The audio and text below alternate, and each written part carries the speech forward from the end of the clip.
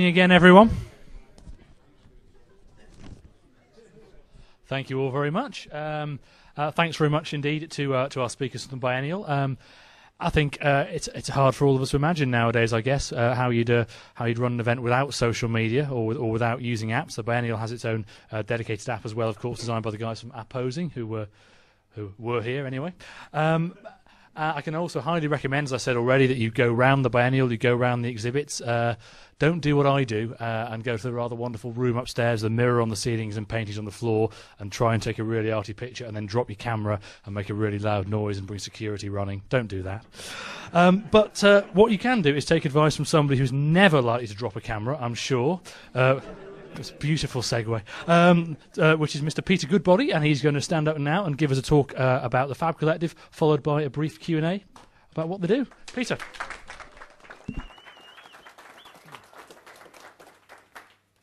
Thank you very much.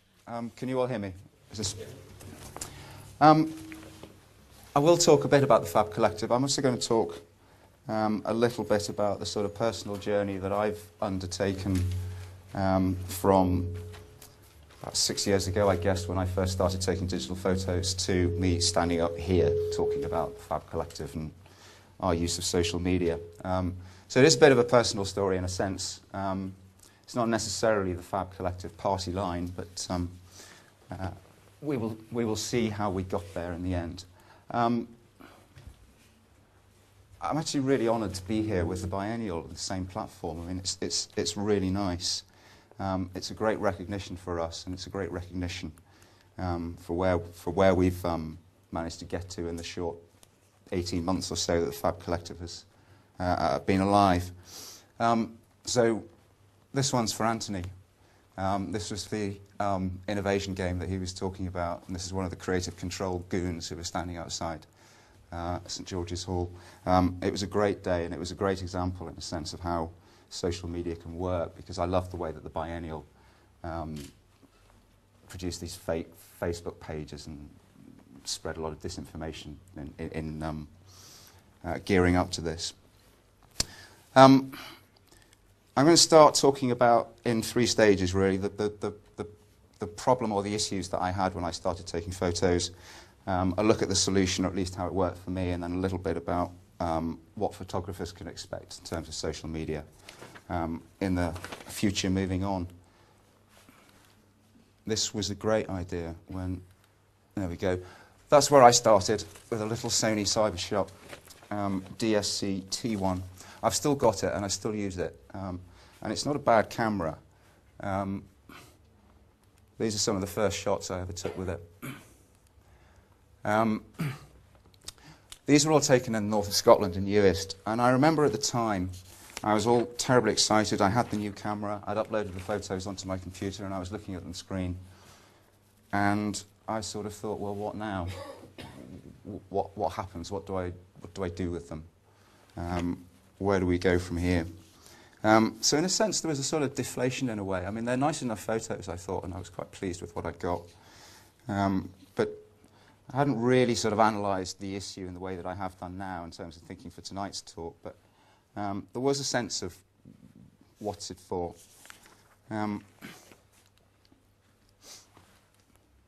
Again, I took the camera to South Africa, and actually, quite remarkably, it produced some half-decent shots for such a small camera. But again, here I was. I'd sort of realised that there were decent photos out there to be had, but I was struggling with what to do with them. I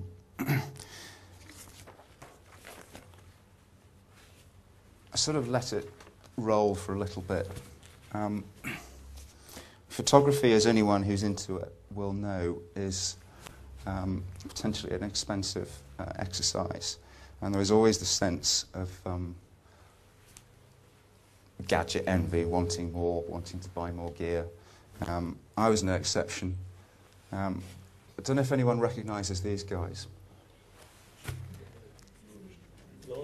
Lordy, Eurovision. Yep. 2007. I can't remember how it was, but I remember looking at the betting odds for these guys to win Eurovision. And a couple of months before the Eurovision Song Contest, I think they were at 40-1. And it struck me that they were worth a punt.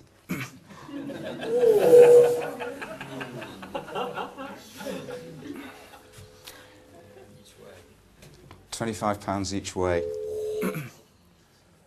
So I bought myself my first digital SLR.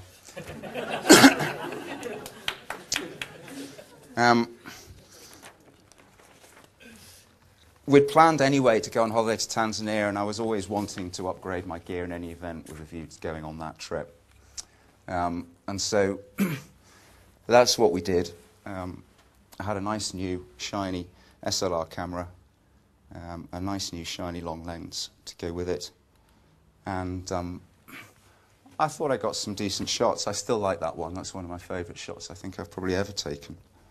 There's still room to improve, obviously. There always is. But I got back from Tanzania and I thought, right, I've got all these great shots. I really, again, I'm struggling to decide what I'm going to do with them. And it was then when I started looking around and discovered Flickr. So this is the start, really, of the sort of social media aspect to what I'm talking about. I uploaded the photos to Flickr. I don't know how many people are familiar, particularly with Flickr. It works like a blog in a way, in the sense that the most recent photo you've uploaded is always going to be the one at the top. But you can organise stuff into sets and groups. So I've got the Liverpool shots, I've got studio shots, I've got the Africa shots, I've got the Asia shots, and so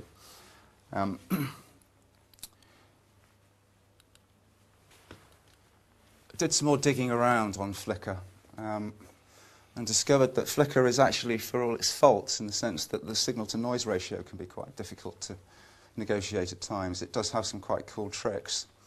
One of the things that Flickr does quite well is the groups. You don't just upload your photos and sit back. If you add them to various groups, depending on what you're interested in, or where they're taken, or what they're taken with. So, just by way of example, that's the Jaguar group. So you can see that loads of people have uploaded photos of Jaguar cars, greyhounds. There are thousands and thousands and thousands of groups on Flickr. There are groups for just about everything you can think of, including shots of Greggs the Bakers. But that's the group for pictures of shops only. Don't upload Greggs product into that group, because they go in that group.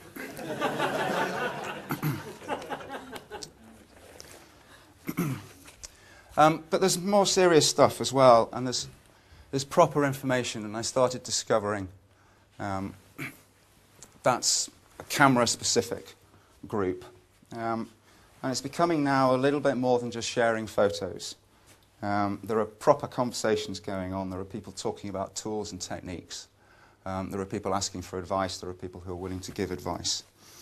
And so it's becoming a little bit better in terms of what I was searching for, in terms of what I wanted to get out of taking photos, because I always thought there wasn't a great deal of point in taking photos if you weren't going to share them somewhere. Show them to other people, because after all, if you've got something that you're proud of, you want other people to see it. Again, that's a lens-specific group, so if you're thinking of buying new equipment, you can go onto Flickr and see what people can do with it. And then there's the Liverpool group, and there are lots of geographical groups. And this is starting to get now quite cool, because you're seeing people talking about events that are going on. Yeah, I know, I haven't taken Pete's name off there. You can start, people are talking about events that are going on, you can see things that are happening, you can see where people are going, what people are doing. And people are starting to meet up in real life, it's becoming more than just an online presence. You're actually meeting people and you're talking to people, and you start wishing that you'd chosen a username other than Mobile Virgin, because you have to tell people that that's what your name is. So this is starting to generate, as I say, into something that's much more interesting, a much better interaction between people. Flickr's got some other quite cool things. EXIF data. Whenever you take a photograph with a digital camera, the camera not only stores the image itself, but it also stores various bits of information, such as the date it was taken, what camera was used, what the exposure was, what the aperture was, focal length, ISO speed, and so on and so forth. And so you can start to pick up tips and tricks as well, and you can start to learn from other people and what they're doing. You can see where a particular photo was taken. If the users added the information on, Flickr will put the stuff on you can put it on a map.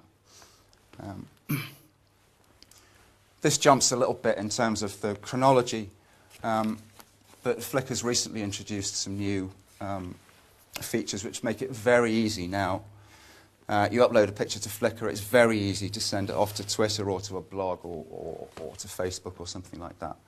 And these social media sites are now starting to integrate quite nicely.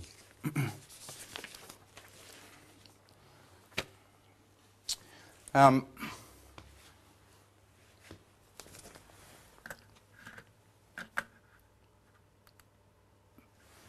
of course people comment on your photos, tell you what a wonderful photographer you are. It's a bit of a punt, this one. I wondered whether Robin was going to be here tonight, but he's not anyway. But you're getting a little bit of feedback. Flickr isn't the best place for feedback, certainly not for constructive criticism, but you're starting to get an idea if you're going in the right direction, if people like what you're doing. If people comment on your photos, they presumably felt sufficiently moved to take the time out to do something. So it's a start. The other thing I found that I used a lot in 2007, 2008 was a web forum called Talk Photography. This is a place for proper constructive feedback, proper constructive criticism. So over the course of those sort of 2 years, I was drinking in all this stuff. I was learning. I was looking, obviously, at other websites. I was talking to people. I met a couple of people on Talk Photography as well. And things were moving in the sort of direction that was making me happier in terms of where I wanted to be as a photographer. Capital of Culture came along in 2008. I felt it was important for me to get out and shoot it. I wanted to make a record of it. I wanted to document it.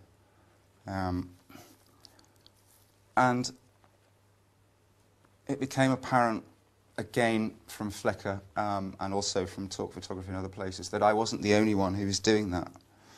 It was apparent that there were lots of other Liverpool photographers doing same or similar types of things. There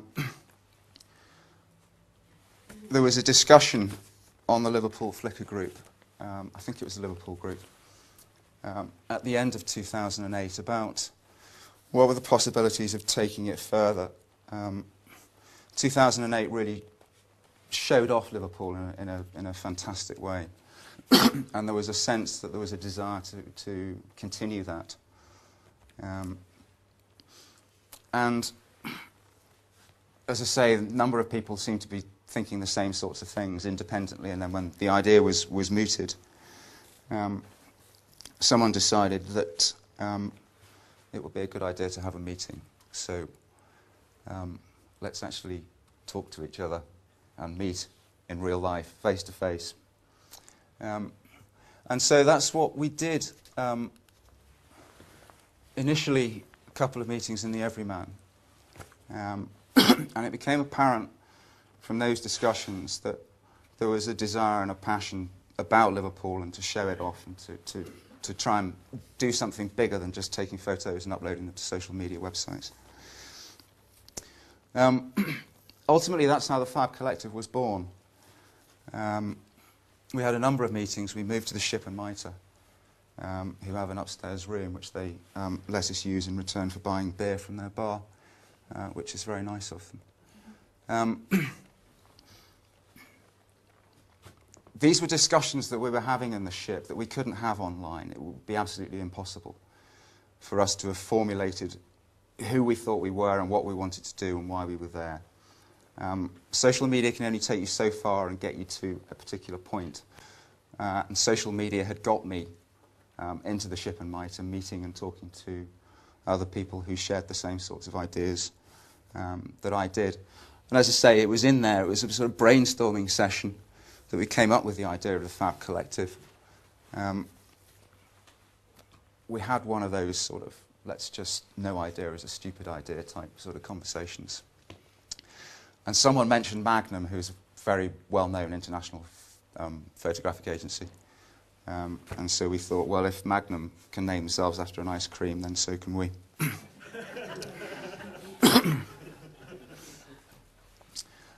We'd all come together, as I say, using various sort of different bits of social media, and we knew, once we'd formulated the plan, that we were a group, that we'd decided that the idea was to have an exhibition in the summer.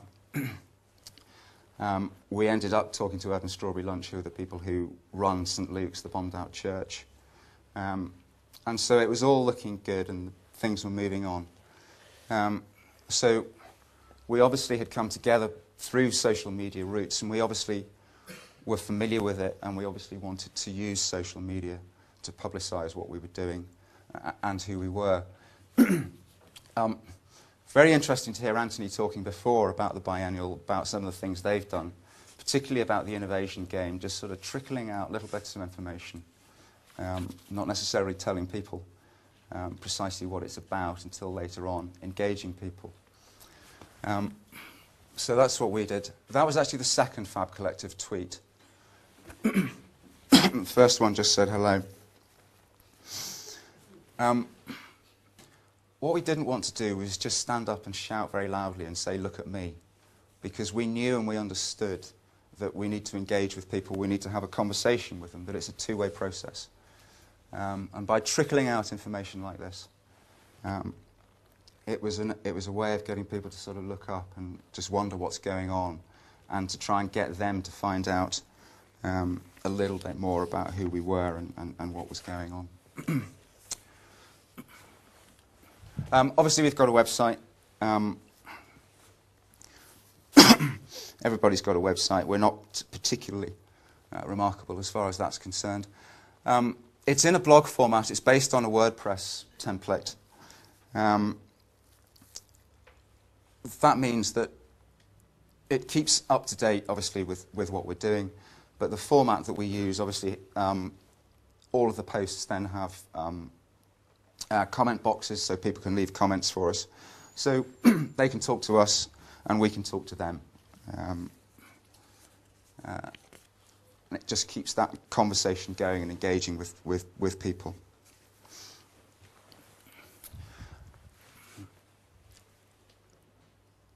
This is a project, Hollywood Homeless, is something we did towards the end of last year and the beginning of this.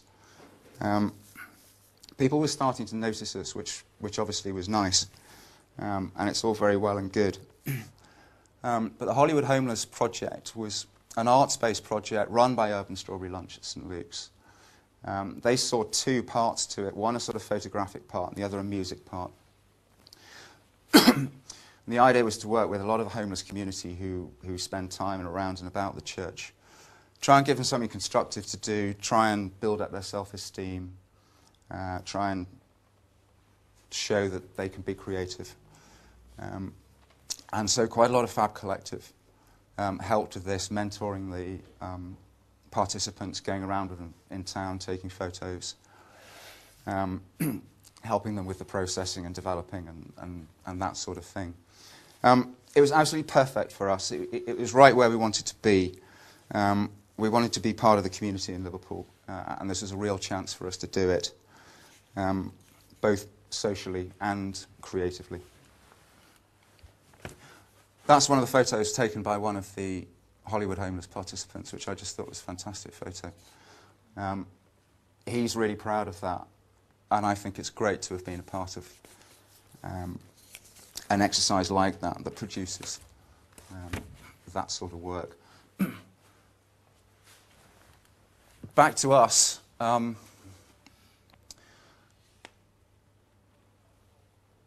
we set up a web forum. It's a place where we can discuss projects, we can organise things. We can post agendas for meetings if needs be, we can post minutes of meetings, we can ask questions, and we can just generally chat. As a forum for discussion, it's quite an interesting one because we all came together as a group of people and then we set up the forum. So we were familiar with talking to each other in the pub. We weren't so familiar with talking to each other online. And that we have had massive fallouts. It's a good thing, it's a useful tool, but there are corpses in there.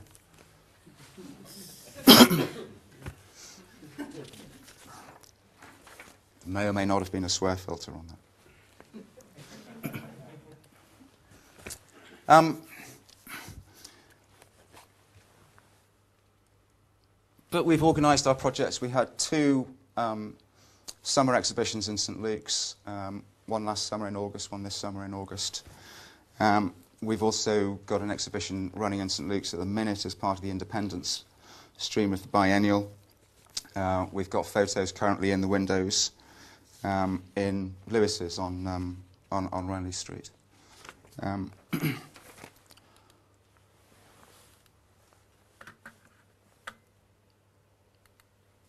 But we also get out and take photos. We're very keen that we're not a camera club. We don't have tea and biscuits at our meetings, and we don't have lectures or talks. We try and plan projects and go out and do things. This is just one shot taken at one of the things that we organised. It's called Fab Faces, and it's just us out on the streets of Liverpool with cameras just taking pictures of people. It's great fun. Gets us to talk to people. And then we come back and we upload the photos. Of course, it drives people to the website. They come and see whether they can find the photo that's been taken. They can talk to us. They can order prints. It's just a great way of engaging with people, getting us out and about and actually doing what we like doing best, which is taking pictures. One of the final things on the website, which is quite cool, is what we call the in-action page. It doesn't require any work or maintenance, this. It's taken from Flickr. I mean, of course, because we're photographers, we just spend a lot of time taking photos of each other. We go to the Ship and Mitre and we all buy drinks in the bar and then we just sit there with our cameras and we just shoot each other. We've got a private group on Flickr in the sense that only we can join it, where we post the photos that we've taken of other Fab Collective people. And then this is a WordPress plugin, I would guess, Pete, is that right? That just sucks the pics from Flickr. Yeah. So it is. Sucks the pics from Flickr, displays the thumbnails on there, so it's a constantly changing page, doesn't require any maintenance. So that's where we are at the moment, that's how we came together, and that's how we organise ourselves in terms of social media. We've got a Facebook page as well. But I think it's the website and the Twitter account, really, which certainly as far as I see, we get the most reaction and engagement from people. In terms more generally in photography and the future and how social media is developing, obviously it's a little bit difficult to tell what the future is going to bring because I don't have those powers. But there are more and more ways not only of sharing photos and information, but also ways of generating the content too.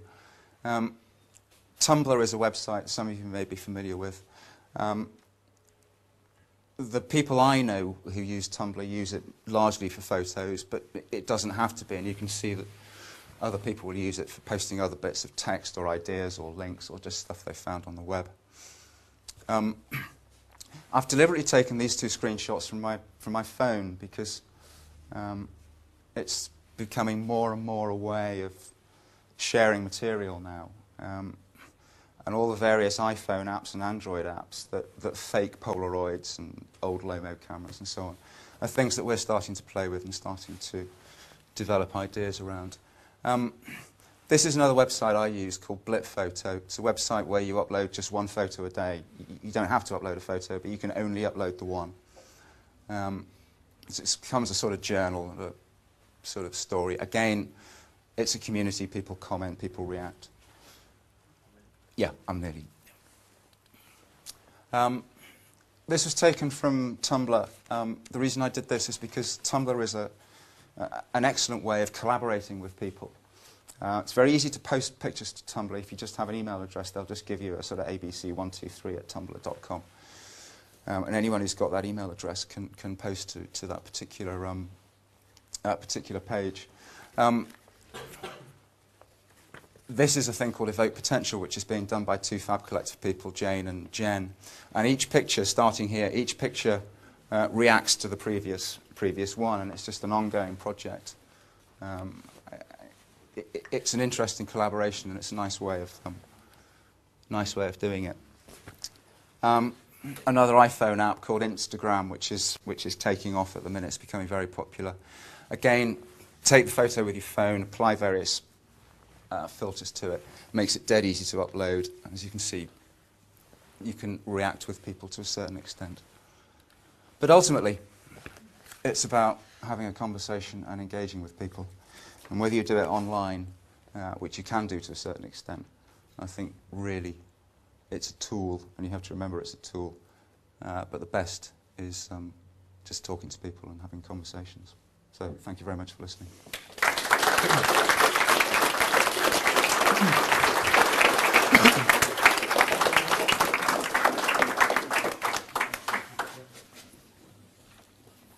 Has anyone got any questions they want to ask Peter? Yeah.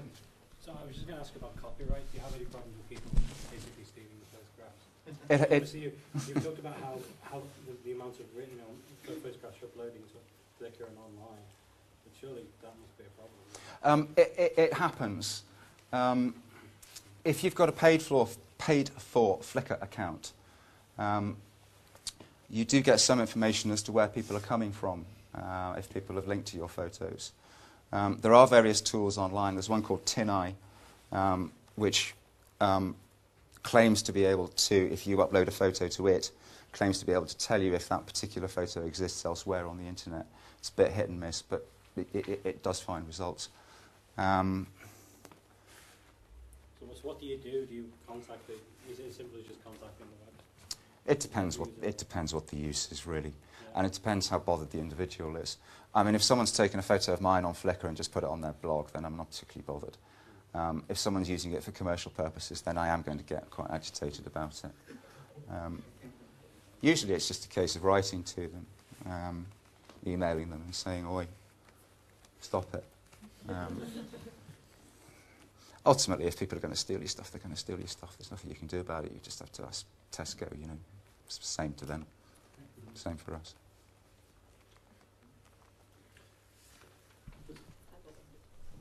Oh, go on then. Who's going to win Eurovision next year? Yeah, I'm not very good with betting, and I don't do it very often. That was definitely a fluke. I always put money on Tony McCoy to win the Grand National, so I was happy when he came up with the goods this year, but I've wasted a lot of £10 on Tony McCoy over the years. All right. Brilliant. Thank you very much to Peter.